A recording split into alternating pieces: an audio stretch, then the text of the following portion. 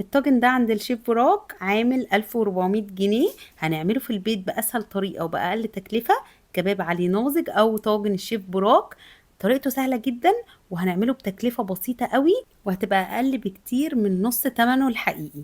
طعمه حلو جدا ويستحق التجربة. تعالوا بقى نشوف هنعمله ازاي. في طاسة على نار عالية هنزل بمعلقة كبيرة من الزبدة ومعلقة كبيرة من الزيت. أول ما يسيحوا كده والطاسة تسخن كويس قوي هنزل بنص كيلو من اللحمة مقطعاها مكعبات صغيرة قوي عشان ما تاخدش وقت في السوا. وكمان اختاروا قطعية اللحمة اللي بتستوي بسرعة.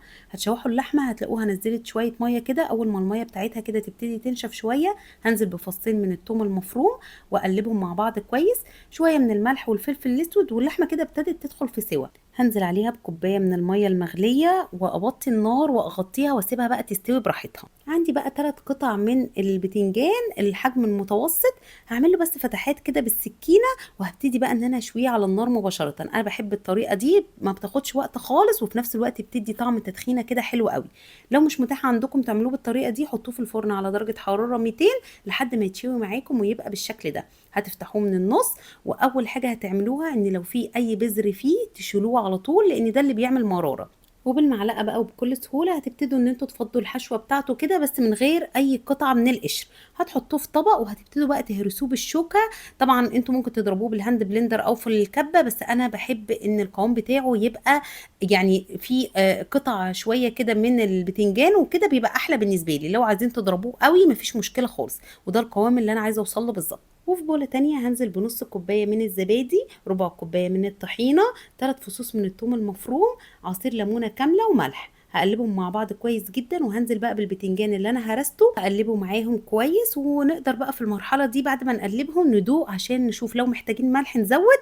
وبس كده بقى احلى متبل بتنجان جاهز عندكم. هتحطوه في طاجن او سيرفيس او اي حاجه عندكم، حتى لو بايركس حطوه في اي حاجه مناسبه ليكم. انا حبيت ان انا اقدمه في الطاجن زي ما بيتقدم في المطعم بالظبط.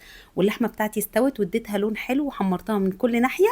هحطها كده على البتنجان واسويها كويس قوي.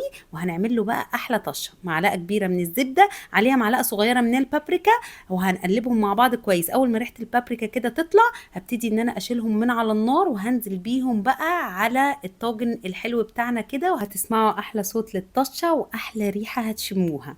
بعد كده زينته بحاجه بسيطه قوي من اللوز المحمص، وطبعا ده اختياري، ممكن تزينوه بس بالبقدونس برضه هيبقى حلو جدا. وبس كده وبكل سهوله بقى جاهز عندكم احلى كباب علي ناظج او طاجن الشيف براك. احسبوا كده تكلفته، هتلاقوا تكلفته اقل بكتير من نص ثمنه اللي بيتباع بيه. وعايزه اقول لكم طعمه خطير. الميكس بتاع البتنجان مع اللحمه الدايبه حلو جدا. البتنجان كان كريمي كده وبيدوب في البق، وطعم اللحمه معاه حلو قوي. كل حاجه نقدر نعملها في البيت بكل سهوله وباقل تكلفه، ونبقى مبسوطين كده واحنا بناكلها وعاملينها بايدينا. جربوه، انا واثقه جدا انكم هتحبوه.